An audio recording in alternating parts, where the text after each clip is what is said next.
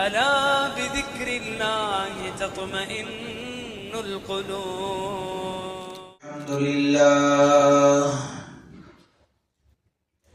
الحمد لله نحمده ونستعينه ونستغفره ونؤمن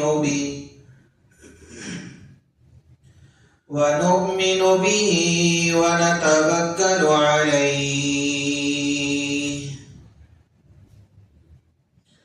ونعوذ بالله من شرور أنفسنا ومن سيئات أعمالنا من يهده الله فلا مضل له ومن يضلله فلا هادي له ونشهد أن لا إله إلا الله وحده لا شريك له ونشهد أن سيدنا ونبينا ومولانا محمدا عبده ورسوله. أما بعد فأعوذ بالله السميع العليم من الشيطان الرجيم. بسم الله الرحمن الرحيم. سبحان الذي أسرى بعبده ليلا من المسجد الحرام إلى المسجد الأقصى الذي باركنا حوله لنريه من آياتنا إنه هو السميع البصير. صدق الله مولانا العظيم. رب اشرح لي صدري ويسر لي أمري واحلل عقدة من لساني يفقه قولي. اللهم صل على محمد وعلى آل محمد كما صليت على إبراهيم وعلى آل إبراهيم إنك حميد مجيد. اللهم بارك على محمد وعلى آل محمد كما باركت على إبراهيم وعلى آل إبراهيم إنك حميد مجيد. يا ربي صل وسلم دائما أبدا على حبيبك خير الخلق كلهم.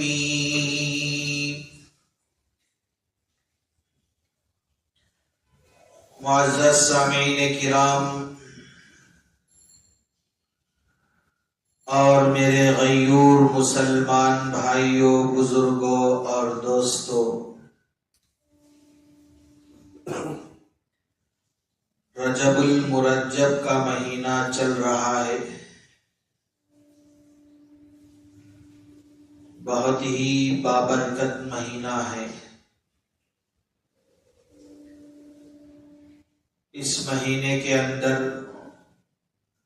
اللہ رب العزت نے میرے اور آپ کے آقا جناب محمد عربی صلی اللہ علیہ وسلم کو عرش پہ بلوا کر معراج کروائی ہے.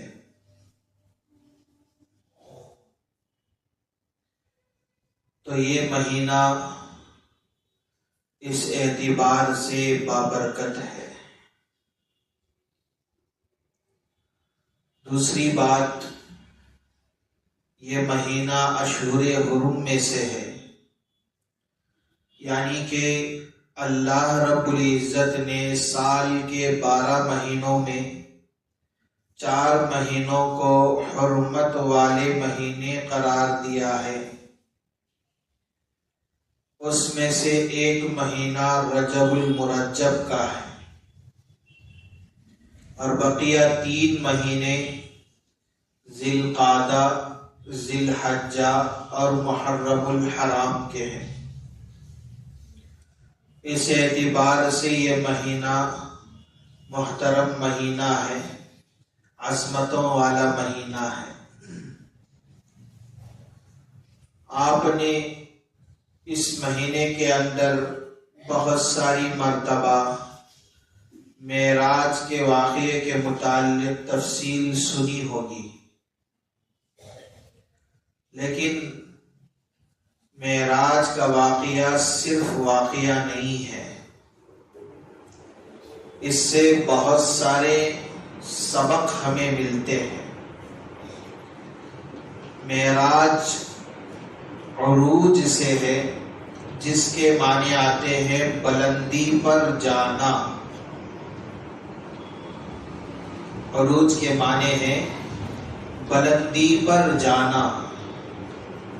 یہ بلندی اللہ رب العزت نے تمام انبیاء علیہ السلام کو عطا فرمائی ہے۔ یہ عروج اللہ رب العزت نے سارے انبیاء علیہ السلام کو عطا فرمایا ہے، لیکن میرے اور آپ کے آقا جناب محمد عربی صلی اللہ علیہ وسلم کو سب سے زیادہ بلندی اور عروج نصیب فرمایا ہے۔ علماء کرام نے لکھا ہے کہ اللہ کے رسول صلی اللہ علیہ وسلم سر سے لے کر پیر تک مجسمہ معجزہ۔ معجزہ کسے کہتے ہیں؟ معجزہ کہتے ہیں ایسا کام جس کا مقابلہ ساری دنیا مل کر نہ کر سکے، اس کام کو معجزہ کہتے ہیں۔ اللہ رب العزت معجزہ نبیوں کے ہاتھ سے رونما فرماتے ہیں، اور معجزے کے اندر اللہ کی قدرت شامل ہوتی ہے، نبی کی قدرت شامل نہیں ہوتی۔ معجزے کے اندر اللہ کی قدرت شامل ہوتی ہے، نبی کی قدرت شامل نہیں ہوتی۔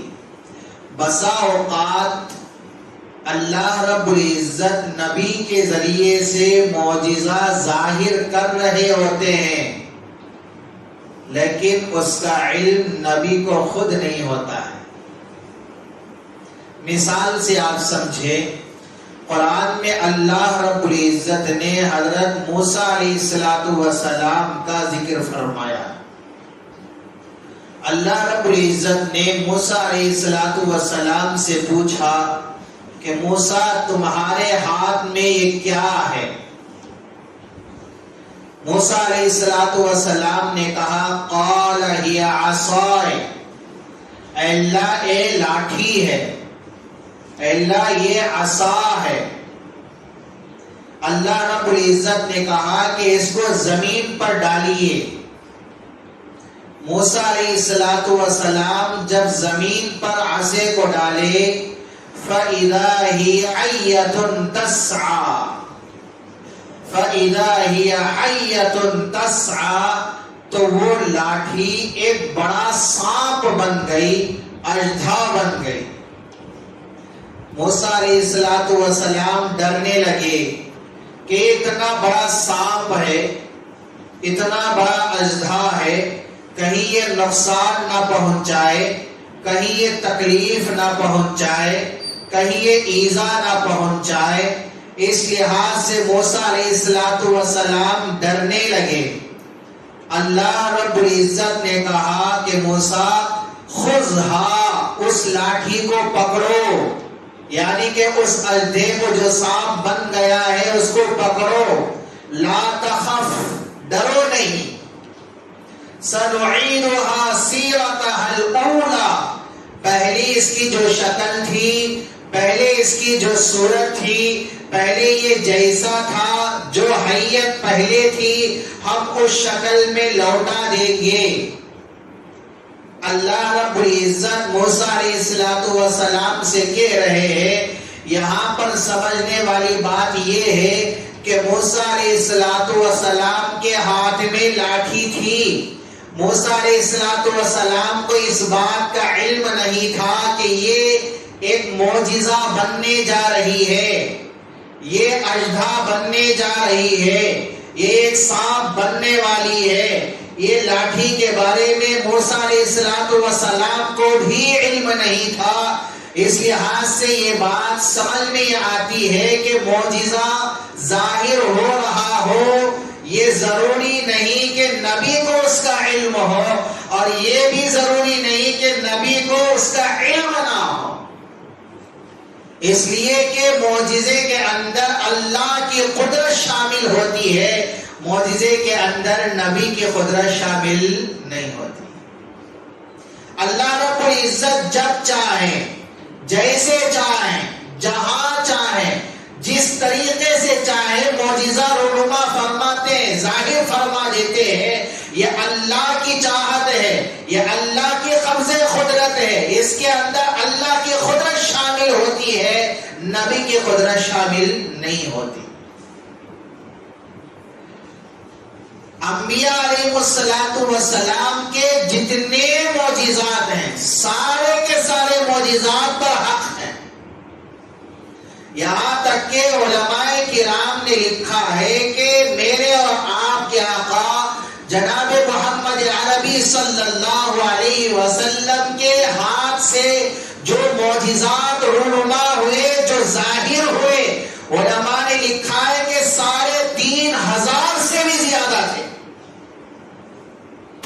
ایک دو معجزات نہیں بلکہ 3,500 سے بھی زیادہ معجزات اللہ رب العزت نے میرے اور آپ کے آقا جناب محمد عربی صلی اللہ علیہ وسلم کے ہاتھ سے ظاہر فرمائے، لیکن ہر معجزہ پر حق ہے۔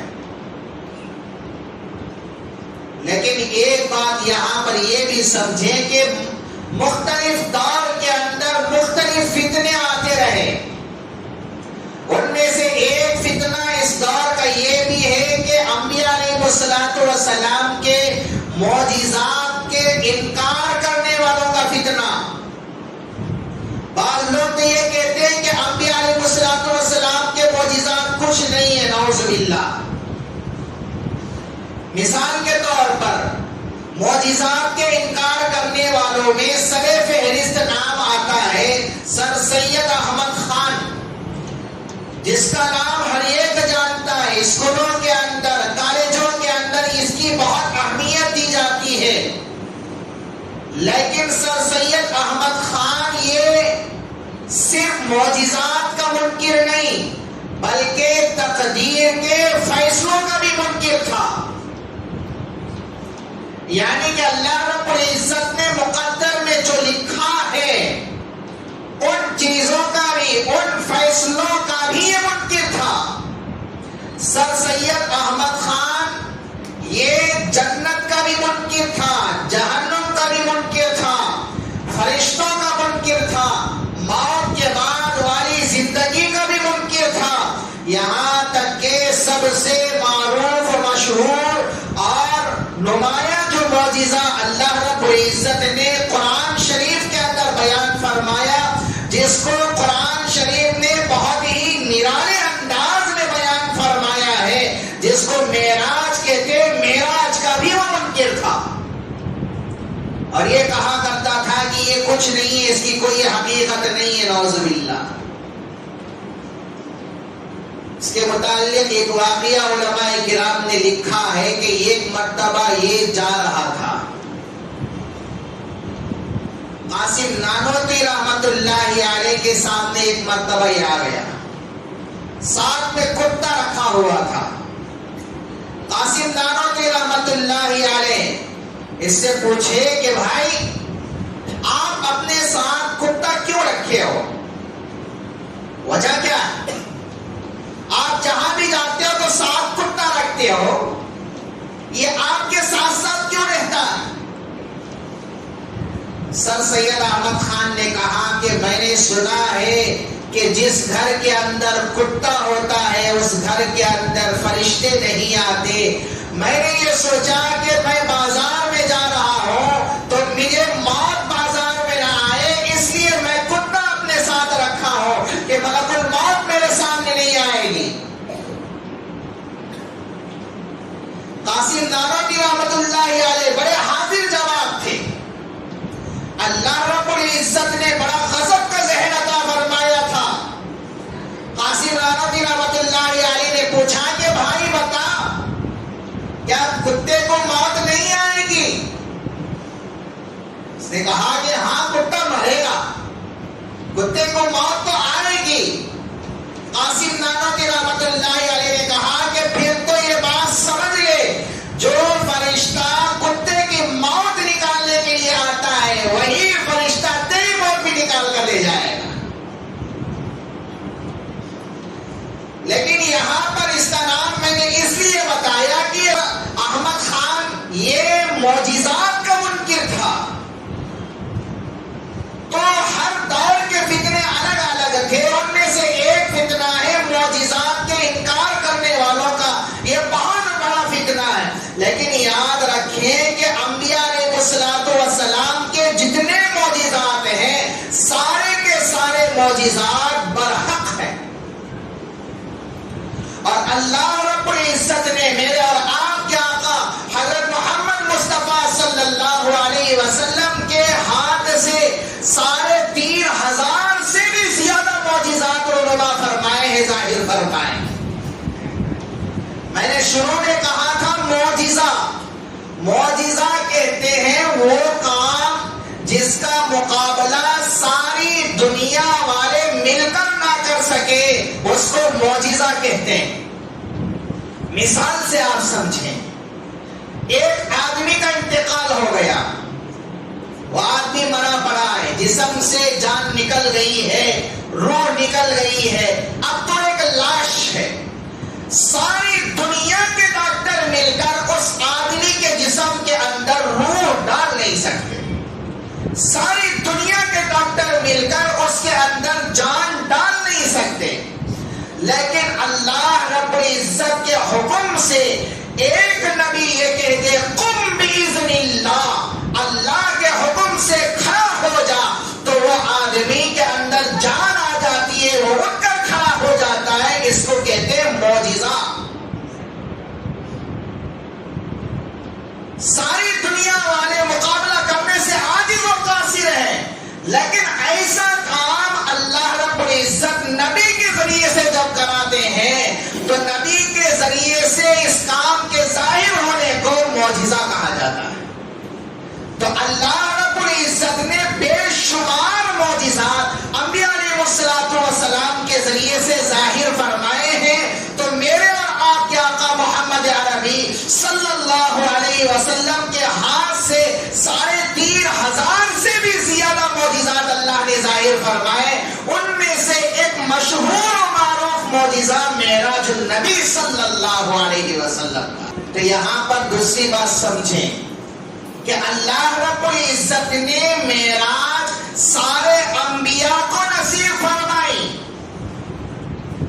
لیکن میرے اور آپ کے آقا محمد عربی صلی اللہ علیہ وسلم کو بھی اللہ نے معراج نصیب فرمائی. سارے انبیاء کے معراج اور نبی علیہ السلام کے معراج میں فرق یہ ہے، سارے انبیاء کا معراج فرش پر تھا، لیکن میرے اور آپ کے آقا محمد عربی صلی اللہ علیہ وسلم کا معراج عرش بری پر ہوا. لیکن بعض لوگ یہاں پر یہ اشکالات بھی کرتے ہیں اور غلط نظریات بھی بعض لوگوں کے ایسے ہوتے ہیں. کہتے ہیں کہ دیکھو اللہ کے رسول صلی اللہ علیہ وسلم معراج پر گئے تو مکے سے لے کر بیت المقدس تک گئے تو انسان تھے، اور بات کہتے ہیں کہ بیت المقدس سے جب عرش تک گئے تو نعوذ باللہ نبی خود خدا بن گئے. یہ کفریہ عقیدہ ہے، اس طرح عقیدہ رکھنے والا کافر ہو جاتا ہے. اور بعض لوگ تو یہ کہتے ہیں کہ مکے سے لے کر بیت المقدس تک اللہ کے نبی صلی اللہ علیہ وسلم انسان تھے، لیکن بیت المقدس سے عرش پر جب گئے تو انسان کی شکل میں نہ تھے، نعوذ باللہ۔ یہ عقیدہ رکھنے والا بھی کافر ہو جاتا ہے۔ اور بعض لوگ تو یہ اشکال کرتے ہیں، یہ کیسے ممکن ہو سکتا ہے کہ ایک رات نہیں بلکہ رات کے صرف کچھ حصے میں زمین سے لے کر مکے سے لے کر بیت المقدس تک جائے، اور بیت المقدس سے ساتوں آسمانوں پر اور ساتوں آسمانوں سے بھی عرش بری پر پہنچے، وہاں اللہ سے ہم کلام ہو، جنت کو بھی دیکھے، جہنم کو بھی دیکھے، اس کے بعد پھر زمین پر اپنی جگہ پر آ جائے؟ یہ کیسے ہو سکتا ہے تھوڑے سے وقت میں؟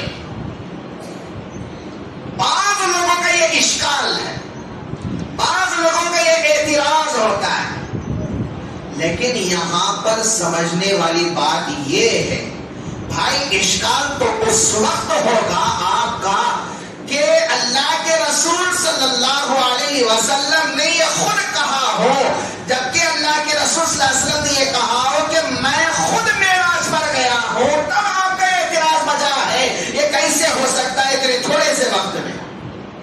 لیکن نبی علیہ الصلوۃ والسلام یہ کہاں کہہ رہے ہیں کہ میں خود گیا ہوں، لیکن اللہ رب العزت قرآن مجید کے اندر یہ ارشاد فرماتے ہیں، سبحان الذی اسری بعبدہ لیلا من المسجد الحرام الی المسجد الاقصی۔ اللہ رب العزت فرماتے ہیں پاک ہے وہ ذات جس نے اپنے بندے کو رات میں سیر کروائی، یعنی کہ معراج کروائی۔ یہاں پر معراج کروانے والے خود اللہ ہیں۔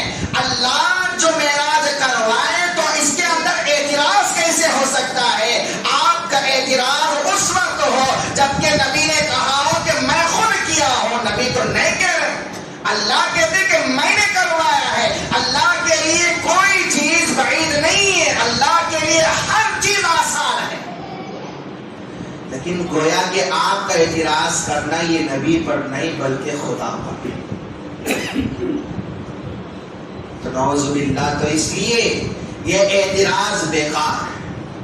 اللہ کے رسول صلی اللہ علیہ وسلم نہیں کہتے کہ میں خود گیا ہوں، اللہ خود فرماتے کہ میں لے کر گیا ہوں۔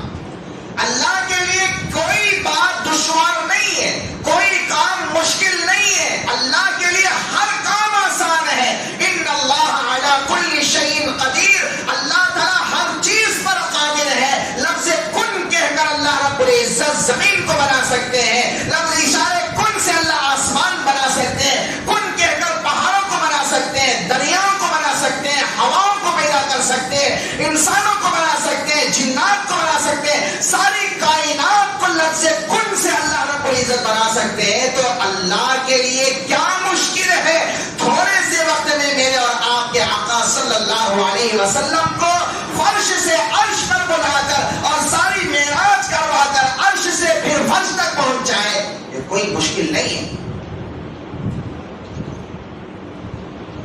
لیکن اللہ رب العزت فرماتے ہیں سبحان الذی اسری بعبدہ لیلا من المسجد الحرام الی المسجد الاقصی۔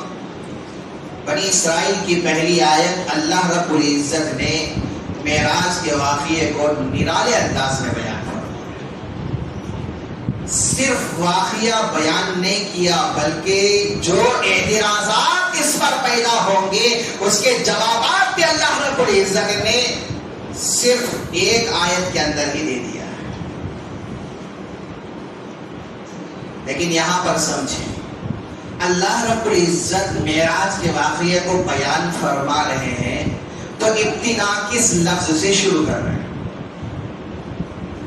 اللہ رب العزت کے صفاتی نام بے شمار ہیں، کئی نام صفاتی، ان میں سے ایک صفت سبحان ہے۔ سبحان کے معنی ہر عیب سے پاک۔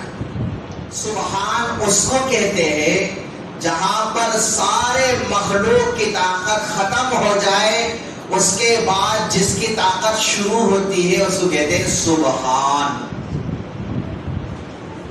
مثال سے سمجھیں. حضرت یونس علیہ السلام کا واقعہ آپ نے سنا ہوگا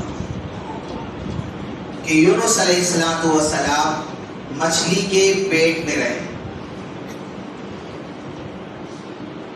لیکن یونس علیہ السلام جب مچھلی کے پیٹ میں گئے تو یونس علیہ السلام نے کون سی تسبیح پڑھی تھی؟ لا الہ الا انت سبحانک، لا الہ الا انت سبحانک. یونس علیہ السلام مچھلی کے پیٹ کے اندر پڑھ رہے ہیں لا الہ الا انت سبحانک، نہیں ہے کوئی معبود، عبادت کے لائق نہیں ہے کوئی، لیکن اللہ رب العزت آپ ہی پاک ہے، ہر عیب سے پاک. یہ اشارہ ہے کہ اے اللہ میں نبی ہوں لیکن ہوں تو مخلوق، اے اللہ میں یہاں پر مچھلی کے پیٹ کے اندر ہوں لیکن یہاں پر مجھے کوئی بچا نہیں سکتا، کسی کی طاقت مجھے یہاں سے بچا نہیں سکتی، کسی کی طاقت مچھلی کے پیٹ سے مجھے نکال نہیں سکتی. بچانے والی ذات ہے تو صرف آپ کی ہے، بچانے والی طاقت ہے تو صرف آپ کی طاقت ہے. اس لیے یونس علیہ السلام مچھلی کے پیٹ کے اندر بھی کیا کہہ رہے ہیں؟ لا الہ الا انت سبحانک، سب کی طاقت ختم، اے اللہ تیری طاقت کی ابتدا ہے. دوسری مثال سے آپ سمجھیں، اللہ رب العزت نے حضرت آدم علیہ السلام کو بنانے کا ارادہ کیا. وَإِذْ قَالَ رَبُّكَ لِلْمَلَائِكَةِ إِنِّي جَاعِلٌ فِي الْأَرْضِ خَلِيفَةً، فرشتوں سے کہا کہ میں روئے زمین پر ایک خلیفہ بنانے والا ہوں. فرشتوں نے کیا کہا؟ نَحْنُ نُسَبِّحُ بِحَمْدِكَ وَنُقَدِّسُ لَكَ، اللہ تیری تسبیح بیان کرنے کے لیے ہم ہیں، تیری تقدیس بیان کرنے کے لیے ہم ہیں، تیری بڑائی بیان کرنے کے لیے ہم ہیں. اے اللہ تو انسان کو کیوں بنا رہا ہے؟ اللہ نے کیا کہا؟ انبئونی باسماء ہؤلاء ان کنتم صادقین، ان چیزوں کے نام تو ذرا بتائیے. فرشتوں نے کیا جواب دیا؟ قالوا سبحانک لا علم لنا الا ما علمتنا. فرشتوں نے بھی وہاں کہا کہ اے اللہ ہمارے علم کی انتہا ہے، ہمارے سوچ کی انتہا ہے، ہمارے ذہن کی انتہا ہے، ہمارے افکار کی انتہا ہے. قالوا سبحانک، اے اللہ ہماری طاقت کی انتہا آپ کی طاقت کی ابتدا، ہمارے علم کی انتہا آپ کے علم کی ابتدا، ہمارے سوچ کی انتہا ہے. تیسری مثال سے آپ سمجھیں، ہم نماز کے لیے آئے، مؤذن نے اذان دی، ہم نے سنا، نماز کا وقت ہوا، امام صاحب مصلی پر کھڑے ہو گئے، اقامت ہوئی، امام صاحب نے اللہ اکبر، ہاتھ اٹھائے مان لیے، نماز شروع ہو گئی. نماز کی ابتدا کس لفظ سے ہو رہی ہے؟ نماز کی ابتدا پہلا لفظ کیا پڑھا جا رہا ہے؟ سبحانک اللہم وبحمدک. کیا مطلب ہے؟ اے اللہ میں بادشاہ تھا، اے اللہ میں وزیر تھا، اے اللہ میں چودھری تھا، اے اللہ میں مالدار تھا، اے اللہ میں حکمران تھا، میری بادشاہت ختم، میرا وزیر ہونا یہ باہر تھا لیکن یہاں پر میری وزارت ختم، اے اللہ میری حکومت ختم، اے اللہ میری مالداری ختم، سب کچھ ختم ہے لیکن یہاں پر بس طاقت ہے تو صرف تیری ہی طاقت ہے.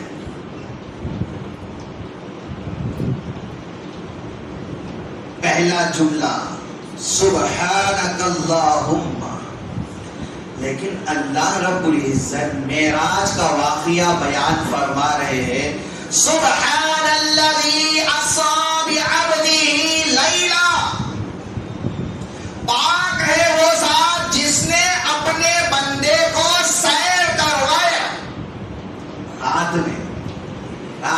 کچھ حصے میں.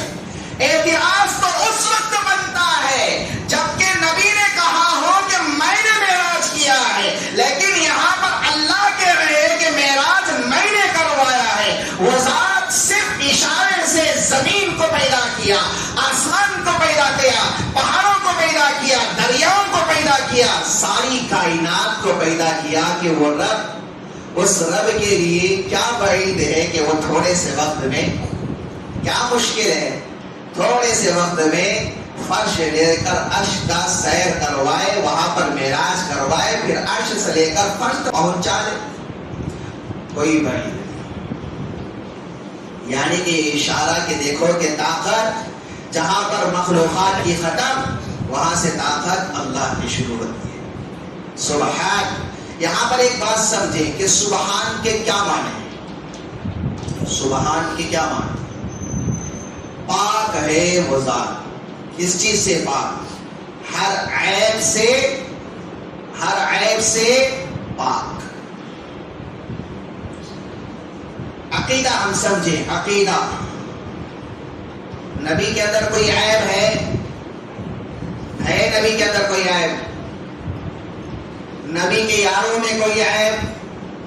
نبی کے پیاروں میں کوئی عیب؟ اللہ بھی بے عیب، تو نبی بھی بے عیب، نبی کے یار بھی بے عیب.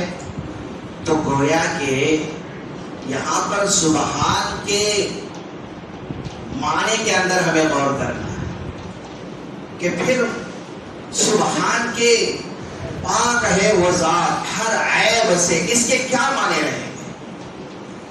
شیخ الہند رحمت اللہ علیہ نے سبحان کا عجیب ترجمہ کیا ہے. جس ترجمے کو ہم سمجھ لیں گے، اللہ کی عظمت کو بھی شیخ الہند رحمت اللہ علیہ نے برقرار رکھا، نبی کی عظمت کو، صحابہ کی عظمت، فرشتوں کی عظمت کو، ہر ایک کی عظمت کو برقرار رکھا. عجیب ترجمہ کیا. فرمایا کہ سبحان کے معنی ہے ہر عیب سے پاک اور ہر کمزوری سے پاک. مخلوق کے اندر کمزوری ہوتی ہی ہے، لیکن خالق کمزوری سے پاک ہوتا ہے. جیسے خالق عیب سے پاک، ویسے کمزوری سے بھی پاک.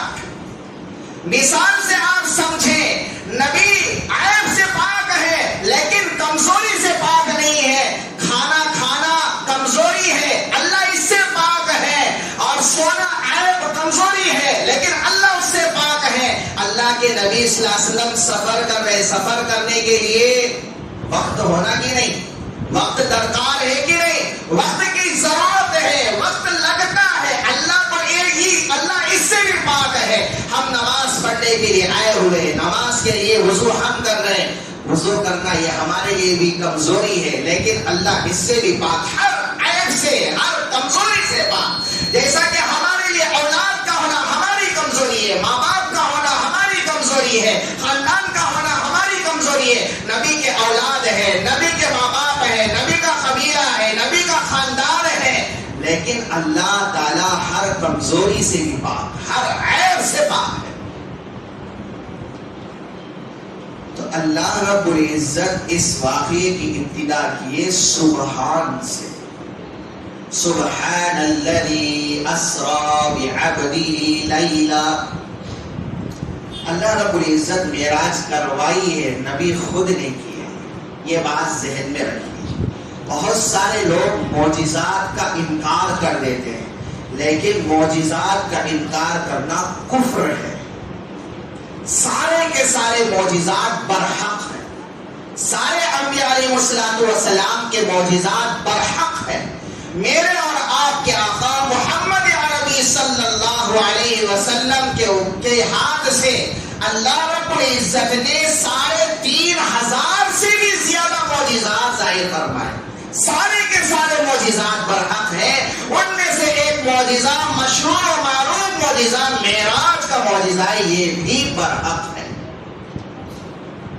تو اس معراج کے اندر اللہ رب العزت نے بہت سارے تحائف اللہ کے رسول صلی اللہ علیہ وسلم کو عطا فرمائے. اللہ رب العزت اگر زندگی باقی رکھے، حیات باقی رکھے، تو انشاءاللہ اگلے جمعہ اس کی تفصیل آپ کے سامنے آئے گی۔ اللہ رب العزت سے دعا گو ہوں کہ اللہ تعالیٰ جو کچھ کہا سنا گیا ان باتوں پر سب سے پہلے کہنے والے کو عمل کی توفیق عطا فرمائے۔ اللہ تعالیٰ ہم تمام کو عمل پیرا بنائے۔ آمین۔ وآخر دعوانا ان الحمد للہ رب العالمین۔